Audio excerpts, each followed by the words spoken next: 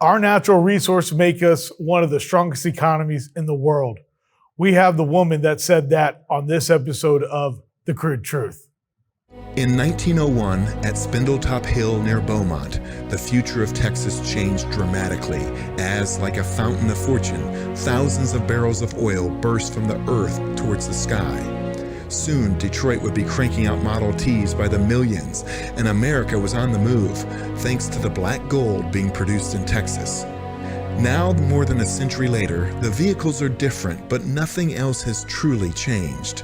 Sure, there may be many other alternative energy sources like wind and solar and electric. But let's be honest, America depends on oil and entrepreneurs, and if the USA is truly going to be independent, it has to know the crude truth. This episode is brought to you by LFS Chemistry. We are committed to being good stewards of the environment. We are providing the tools so you can be too. NAPE Expo, where deals happen. Air Compressor Solutions. When everything is on the line, Air Compressor Solutions is the dependable choice to keep commercial business powered up. Sandstone Group. Exec Crew. Elevate your network, elevate your knowledge. Texas Star Alliance. Pecos Country Operating. Fueling our future. Well, hello again, and thank you as always for tuning in to another episode of The Crude Truth. As we continue into 2025, things are only heating up, not only here in Austin, where we're shooting from today, but also across the great state of Texas and also across America, as drill baby drill has really gotten more prevalent. And at the time of record, oil prices have begun to come down a little bit, but yet everybody's still sticking to their guns. The other thing that's really getting more and more important here in the great state of Texas is water. If you're out in West Texas, you know that water's becoming more and more scarce, but yet they do have enough water to bring in a new Bass Pro Shop there. But hey, what do I know? But also, with that being said, and being serious, water is so important. And today I've had the great opportunity to have on somebody that really knows what's going on with not only the water, but also what's going on with oil and gas. I'm tongue-tied. I'm so excited. Our guest today is the Texas Land Commissioner, Dr. Dawn Buckingham. Doctor, how are you? We are living the dream. We get to be on with you today. Oh, be quiet. No, ma'am. I'm so excited about having you on. And you have been going. I told you when we got to meet that you have been on it for a year. You haven't stopped. And you have made changes that feels like you've been there for more than a year. And I'll even say it. I said, don't tell George that I said that. But really, you really have. You've been fighting. You have been all over the great state, and you have been doing so much. How are you? We are just great. I love my job. You know, I'm a full steam ahead kind of girl. The surgeon part of my personality sees it, fixes it, does it, and moves on to something else. So we're just blowing and going all over the state, having a lot of fun and doing great things for Texas. Well, you know, you've been there now for a year, and I like that. Say that again. See it, fix it, do it. What was that? See it, fix it, move on to something else. I like that. And you know what? I think that's really the way the oil and gas industry works as a whole.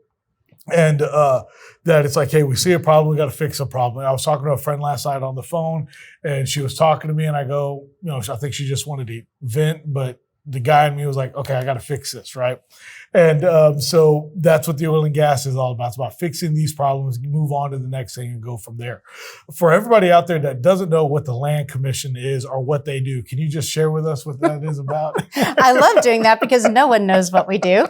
So, you know, we're the last remaining governmental entity of the Republic. And when we were founded as the keepers of maps, the guardians of Texas history, and the steward to our unowned state lands, which today is 13 million acres. Now, remember at that time, we'd been living under multiple flags. We had overlapping land grants, hence our mapping authority. We also run the oldest map archive in the state. So come by the Stephen F. Austin building and we'll show you all kinds of cool stuff. But we also do everything coast, oil spill cleanup, habitat restoration, beach renourishment. We're embarking on the largest infrastructure project that the Army Corps of Engineers has ever done in the coastal spine. It's a resiliency project against hurricanes to protect our entire coast, starting in Louisiana and going to Mexico. We're heading up the largest disaster recovery this country's ever seen in the Hurricane Harvey recovery. So we do all the big fires, floods, all those types of things with disaster recovery. We run veterans programs for the state. We have 10 nursing homes, 5 cemeteries, and a mortgage lending program. Texas is the only state with a mortgage lending program. We also have this little thing called the Alamo. We have a $550 million project going there. And what we're really doing there is, for the first time since the battle, making the visit to the Alamo worthy of the significance of the events that happened there. So we have so many exciting things going on. Oh my gosh, I so want to unpack the Army Corps of Engineers, Hurricane Harvey, and my favorite, the Alamo, because I literally was just there as we record this past weekend during Easter weekend. Yes, they're doing huge things over there right now. You now have to get a ticket to get into, and I don't know how long it's been like that, but I guess that's probably just, and I use quotations because it is still free to get into the Alamo, and you get to go in, but there's so much more now. I have a 3-year-old, so I haven't been before last year. I think last year I've been now 4 times in the last 12 months. And I bet I went 4 times in the last 30 years, as a boy growing up. And it's always fun. He loves it. But there's so much going on over there. Now, y'all are keeping that monument that has everybody on it. Is that correct? The cenotaph, yes. Yeah, I know that was a big thing a few years ago. It was. I was the one who threw down the legal challenge that kept it in place where it should be, and then passed a bill to firm up the fact that it could never be moved. It's wrapping up its restoration, should be done the next couple months, but it's going to be a glittering, shining, amazing cenotaph ready to stand for hundreds of more years. Yes. Okay. So it is. Okay. Yeah. Because I saw them had scaffolding all along it, and I thought about making a call to ask, like, hey, we're not taking that down, are we? But I did not know that the GLO is a part of that. Mm-hmm. And then, like, y'all closed the street off, and I mean, $550 million is no stick to shake at. And then y'all got like a whole artifact area now that's over there, and the collection center. Yes, and I guess I would say it like this: if you haven't been to the Alamo in the last few years, it's definitely worth the time to go back. Because we as Texans almost take it for granted, but it is one of the main attractions in the state of Texas. Is that correct? It is one of the main attractions, and that's just going to go through the roof. Because let's be honest, before, when our guests showed up to see the Shrine of Texas Liberty that they've heard about all around the world, they saw that busy street, they saw the wax museum to their right, they looked at all the buildings that come, very tall buildings that come very close to the Alamo, and they kind of say, well, was that it? Yeah. And then they spent about 7 minutes. But now it's going to happen. We've expanded the footprint to include most of what was the fort. We're building the 160,000 square foot museum across where that wax museum used to be. In the middle of that will be a 4D theater. When you sit in your chair behind a Defender and you feel those cannonballs hit because your seat shakes and you smell that gunpowder and that smoke, you're going to immerse in the battle like no other way. We also have a children's education center going up with dedicated curriculum for early childhood all the way through high school. So we have so many things happening. It's worth coming now, and it's worth coming back in a couple of years. Gosh. I'll say one more thing. I remember I did Boy Scouts and Cub Scouts, and we did there used to be something called the Texas badge. Mm-hmm. And so I remember having to go there when I was a little kid. You were talking about childhood and all, and how, and I think in one of the grades, that's all it was Texas history. But anyway, I didn't know that, so I'll get off of that. But let's talk about the Army Corps of Engineers and what exactly. So the spinal cord of the Gulf of America is from Louisiana to Mexico? Yep. All of our coast from Louisiana to Mexico. We're starting on the Louisiana side. Most of it is a series of things we do every day. Dunes, levees, just natural resiliency barriers to these big storms, but then come in the big storm gates. So one of the things we're looking back, some people call it the Ike Dike, but it's basically a big gate that we can close. So if you have a storm that comes in that has a massive storm surge, it can't run right up the Houston Ship Channel and negatively impact all the refining process that happens there. Yes. I've seen something like this, if I'm correct, in Japan, that they have some kind of giant, or they're doing something where it's like a giant wall out in the middle of nowhere, but yet it's a breaker. And it really helps. I guess that's what this wall would do as well. Very similar. The wall moves, of course. It goes up and down, so it doesn't impact navigation. Of course, they have them in London. They have them in Venice. They have them all over the world. Texas actually has 2 smaller gates in different parts up and down the coast. But we're looking at that engineering because the gate in front of the Houston Ship Channel has to be pretty special. Well, it has to also be not only special, but it's very important because, again, you mentioned it, the port of Houston comes so far inland. And again, you talk about Ike and all these hurricanes that have come through. You also mentioned Harvey. Thank goodness that it actually hit. Unfortunately, I love Rockport. Okay. I love that area of Texas, but had that actually hit anywhere else, it would have actually even been more catastrophic. Is that correct? Sure. A Category 5 storm straight up the ship channel would decimate right now the petrochemical industrial complex, not just for Texas, but the entire world, because most of it's actually produced right here in Texas, depending on what you're talking about. You know, I can't believe that here we are talking about the Land Commission office, and we've already talked about the Alamo, the Gulf of Mexico. And now, I mean, it's like, are y'all not involved in? And I didn't know that y'all are the last remaining actual entity from that 10-year span that we were actually part of our own country. Yep, we predate the governor by about 9 years. Governor Abbott loves him when I remind him. I was so about to ask you if you do that. You let him know, like, my position's over. And we got to make Texas bigger for the first time in a couple hundred years. So we've been declaring islands in the Rio Grande, Texas, taking them away from the cartels as their safe havens for smuggling. So that's been pretty fun too. I love it. You are on it. Something else I want to touch on is produced water.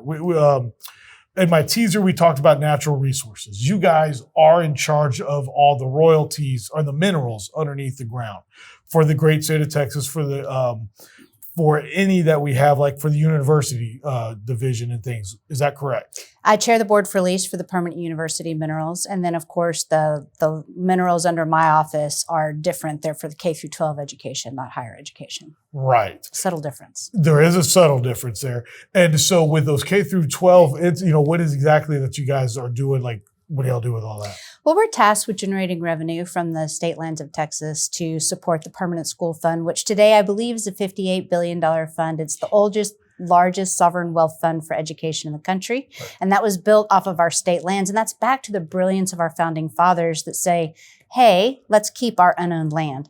Unlike most of the Western states that ceded their unowned land to the federal government, it's how you get states that are majority federal land and how it's negatively impacted their ability to be economic powerhouses. But there is no doubt that our state land, our state minerals, and the oil and gas revenues are absolutely what sets Texas apart. Oh, absolutely. We were talking about that in our little pre-production meeting about, like, what was the surplus this year, and just how many billions actually came from that deal right there, and it helps us out so much. And who would have ever thought that 200 years ago that this would be such a benefit to the great state of Texas? No, you're exactly right. And so it's also our job to look 200 years ahead and say what can be best for the benefit of Texas and how can we better generate revenue. And part of that, carbon sequestration, but part of that is produced water. I mean, let's turn West Texas into a garden oasis. Let's refill our aquifers. Let's repopulate our streams.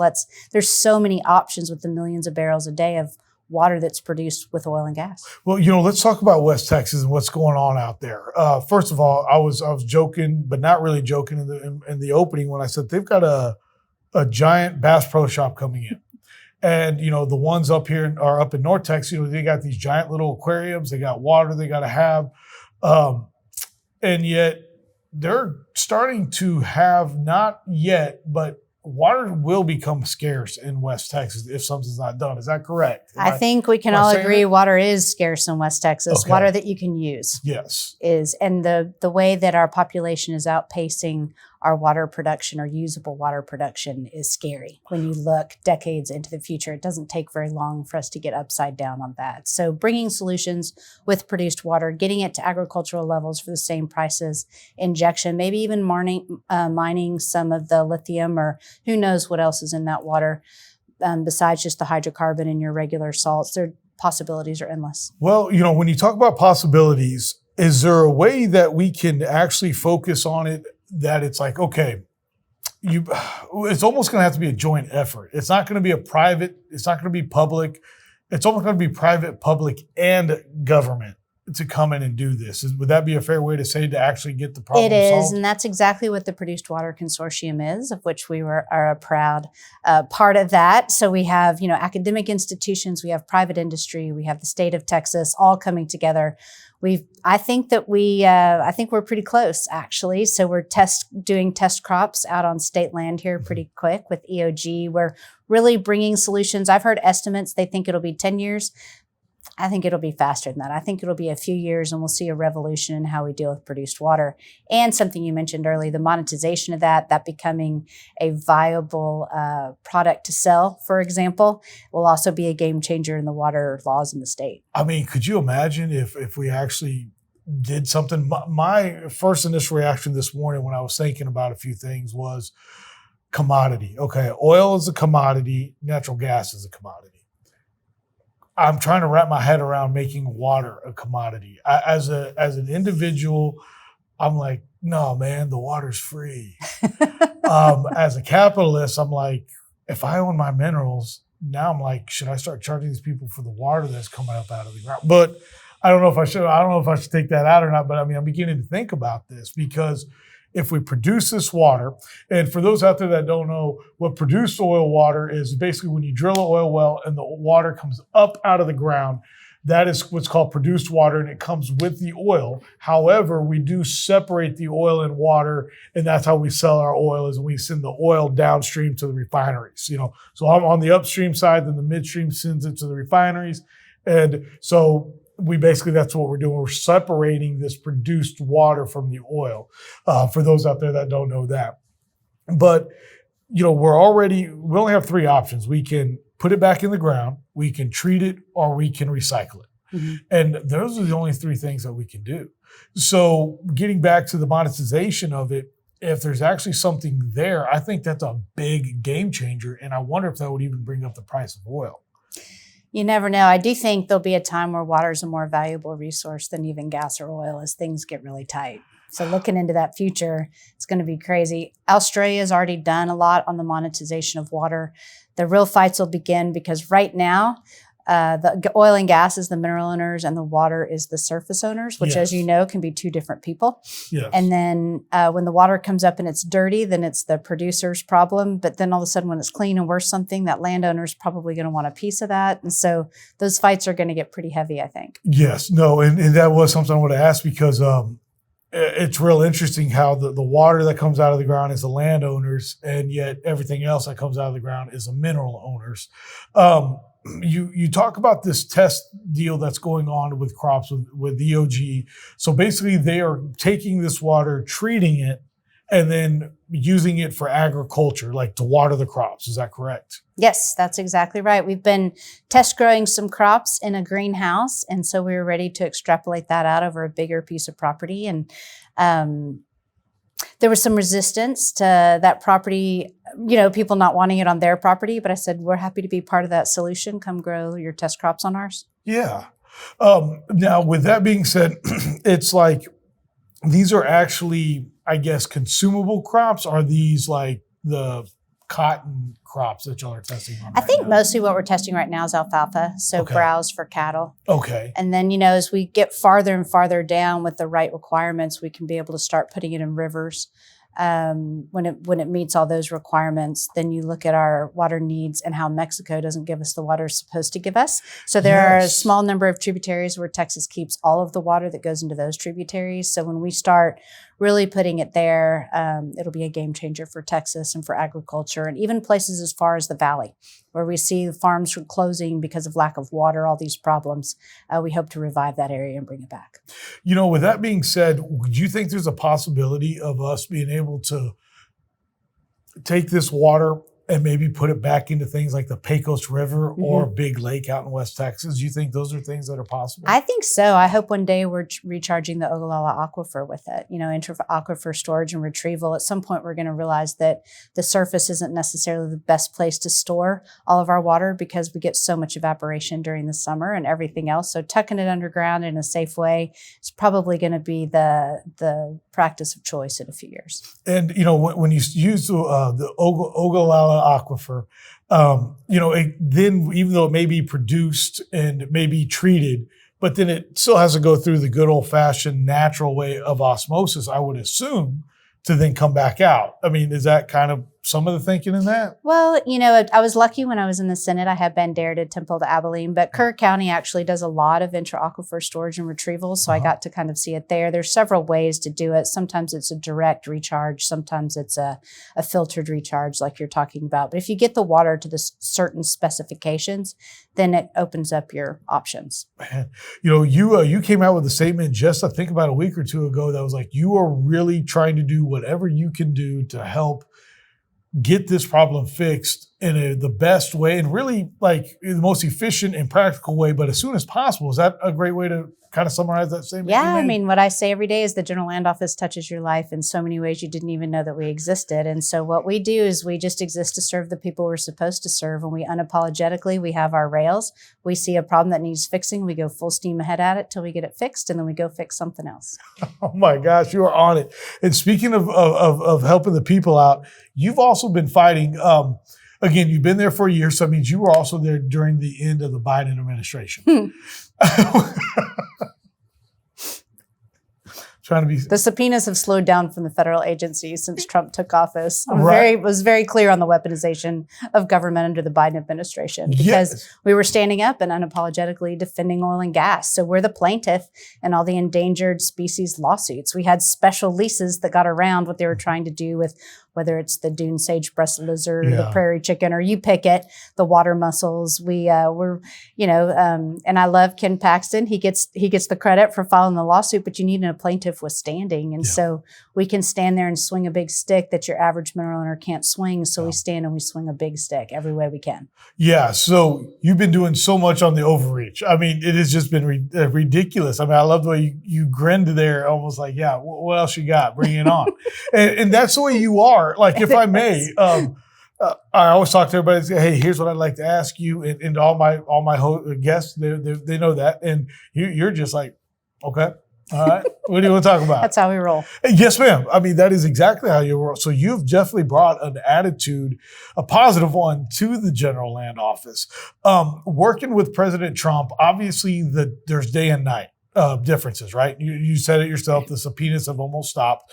What are you excited about working with this administration from a Texas level to a federal level to those joint projects? Well, we are so excited with the change in the administration. It makes everything as far as securing our grid, getting all these things more stable in a positive path. We're dealing with real science now, not fake science. Right. The Democrats, I hate those signs that they have like, science is real. I'm like, yes, we know, but you don't follow science. So we can talk forever about rare earth minerals and everything else, which we also are going to be a part of the solution with the rare earth minerals and what's happening with China, because Texas has one of the complete set of rare earth minerals not under China's control. So we're bringing solutions across the front. And of course, it's on state land. Yeah. And of course, the minerals are ours. But so we're in process on that too. I didn't know that we had, I didn't know we had that much here in Texas, and that are we able to combat China with that? The complication right now is the processing. The processing of those rare earth minerals creates a Superfund site. When I first took office, wouldn't let them take any of the ore off of our American soil. So I'm like, if you're going to dig it, you can dig it here, but you're going to have to figure out how to process it here, because I'm not putting any of our fate in the hands of China. Wow. And so I think they're working on that. I think we're getting a lot closer. But that's kind of the sticking point, but we have a big deposit. In fact, we purchased a large piece of property. Ironically, China was looking like they were trying to buy it. It's a very large piece of property out in West Texas, but we just finished our rare earth mineral survey and we have a bunch there too. So we're going on full steam. So I can't believe, we kind of talked about China real briefly before, and you have been doing things to combat them from purchasing land. And that's awesome, because again, like you said, why are we giving that to other people? And we've already done so much as a country, and I'm kind of getting way off topic here as I ask this question as I'm looking. We're so dependent on China. We got so many things that go there to get processed, to get built, and then they come right back. Mm-hmm. And I'm excited to hear that you're like saying, hey, no, you got to process that here. Because a lot of that, unfortunately, is also with the refineries in our world in oil and gas is we've got the best oil in the world. We've got that sweet Texas crude, might even have a little green hue to it, And yet our refineries can maybe do 25% across the United States, while the other 75% is all that true crude oil that comes from places like Venezuela or Iran, who are not our friends, but then also from our other OPEC countries. So for us to get that energy security, we really got to be working on that as well. Is that correct? On trying to get some more of that? No, you're absolutely right. I think if we learned nothing during COVID, we learned that we should be manufacturing here. Yeah. We should not have our pharmaceuticals, so many of our products created and made offshore. Yeah. So I like the fact, that I know the tariffs are tough and there's a lot of consternation right now back, but I do think it's going to drive the manufacturing back onto domestic soil. And I think we desperately need it. And I think we all ought to be looking for ways to support manufacturing and get it back home. Well, you talk about the manufacturing here in America, and there was a time that you built something and it lasted. And again, I may be now we may just be talking, just chopping it up, but we don't have that anymore in America. They don't make things like, it's terrible to say because my dad was saying this 20 years ago, and now I'm saying it's like they don't make things like they used to, but also it's not made here anymore.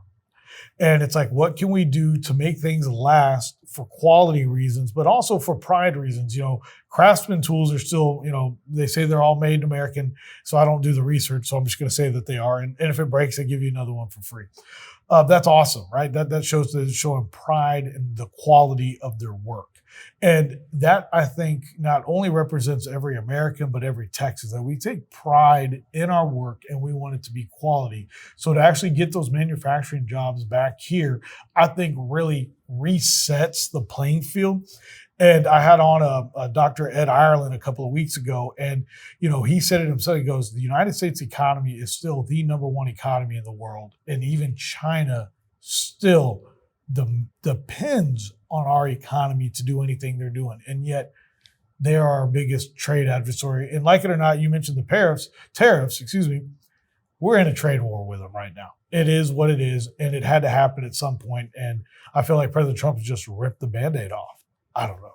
Yeah, I think we've been at war with China for decades, and they knew it, but we didn't. There's all these books, the 100-Year Marathon, their plan on being the number one global power and how they're going to get that succession. And it detailed out everything they've done up to this point. At the very end is military conflict. So, but destabilizing people economically, taking away their ability to manufacture, debasing them from who they are is all just part of their plan. It's been in print for decades. Are you running for office again here real soon? I plan on running for re-election in 26. I think we've got somebody that's going to be doing. I feel like a senator or or something else coming up here with what you've got.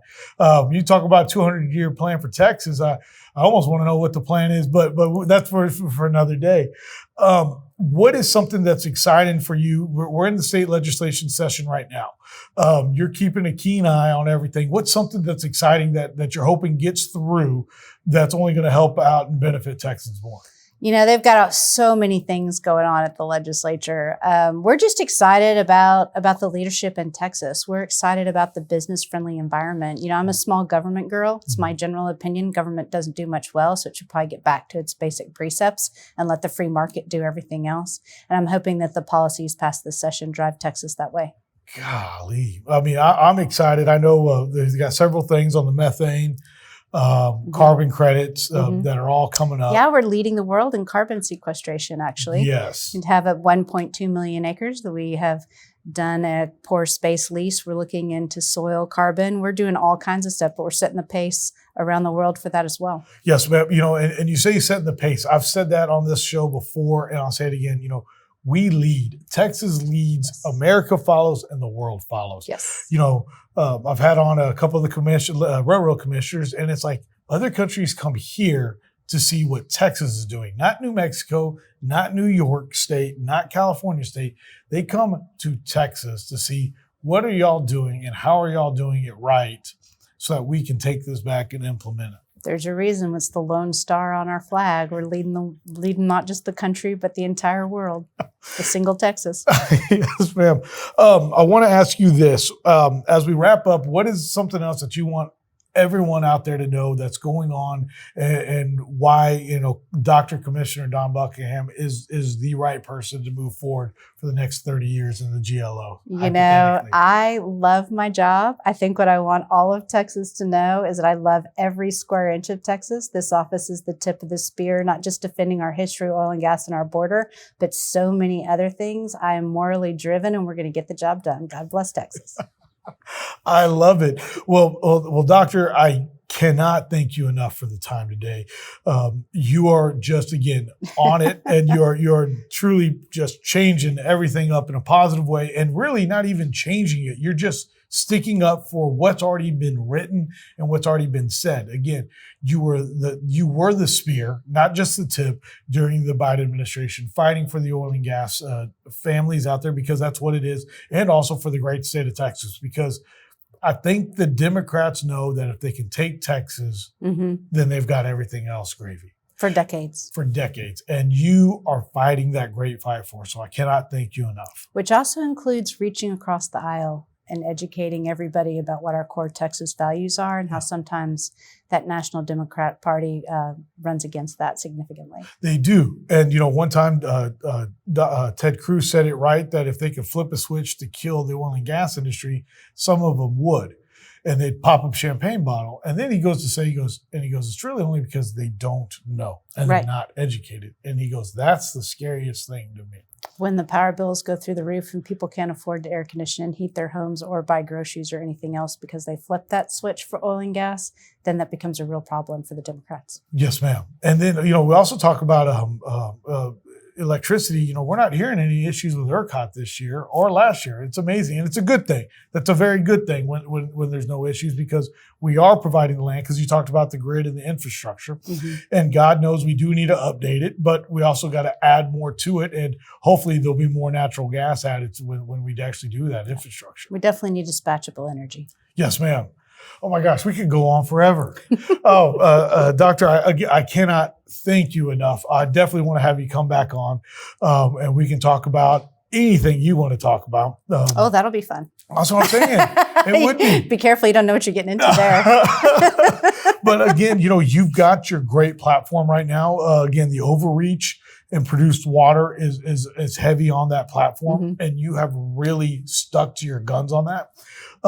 And I can't thank you enough for fighting for us and for West Texas, because we need all that water. We need to have that water for people, not for drilling, not for agriculture, not for data centers, which we do need data centers and we do need agriculture, but we need life, and that's what water is to provide to the people. Right. So I cannot thank you enough, Doctor. My pleasure. Thanks for having me on today. Thank you so much. And to all our viewers out there, that's the General Land Office, Dr. Commissioner Don Buckingham. And thank you as always. And if you got any questions, let me know. And we'll see you again on another episode of The Crude Truth. Again, The Crude Truth would like to thank today's sponsors: LFS Chemistry, NAPE Expo, Air Compressor Solutions, Sandstone Group, Exec Crew, Texas Star Alliance, Pecos Country Operating, and Real News Communication Network. The easiest way to start your own podcast and TV show? Real News Communications Network. Stand out from your competition. Produce streams of high-quality social media content. Become a thought leader in your industry. With RNCN, you get to be the host. We handle everything else. Tour one of our 3 locations in Dallas, Fort Worth, and the Colony. Call 972-402-6333 or visit launchashow.com to find out more.